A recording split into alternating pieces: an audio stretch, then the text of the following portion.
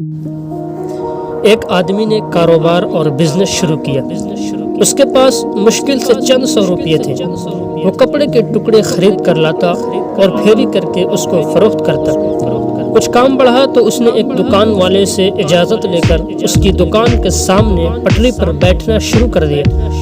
کپڑے کے جس تھوک فروش سے وہ کپڑا خریدتا تھا اس سے اس نے نہایت اصول اور پروٹوکول کا معاملہ کیا۔ دھیرے دھیرے اس تھوک فروش کو اس آدمی کے اوپر اعتبار اور بھروسہ ہو گیا۔ وہ اس کو ادھار کپڑا دینے لگا۔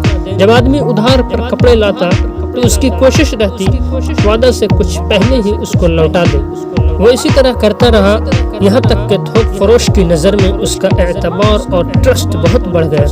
اب وہ اس کو اور زیادہ کپڑے ادھار دینے لگا۔ چند سال میں یہ نوبت آ گئی کہ تھوک فروش اس کو 50,000 اور 1,00,000 روپے کا کپڑا بے تکلف اور بنا سوچے سمجھے دے دیتا۔ وہ اس کو اس طرح مال دینے لگا جیسے کہ وہ اس کے ہاتھ نقد بیچ رہا۔ اب آدمی کا کام اتنا بڑھ چکا تھا کہ اس نے ایک دکان لے لی۔ دکان بھی اس نے نہایت اصول اور ڈسپلین کے ساتھ چلائی۔ وہ تیزی سے بڑھتا رہا یہاں تک کہ وہ اپنے شہر میں کپڑے کے بڑے دکانداروں میں گنا جانے لگا۔ اس دنیا میں سب سے بڑی دولت روپیہ نہیں، اس دنیا میں سب سے بڑی دولت اعتبار اور ٹرسٹ ہے۔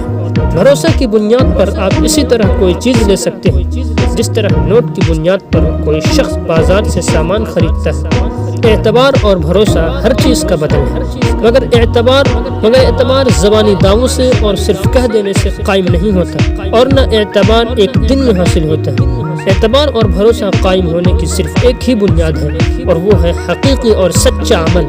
دنیا اس معاملے میں انتہائی حد تک بے رحم ہے۔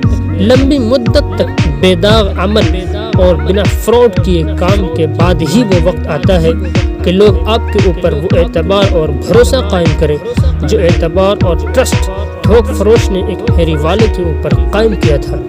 Thank you, share and subscribe.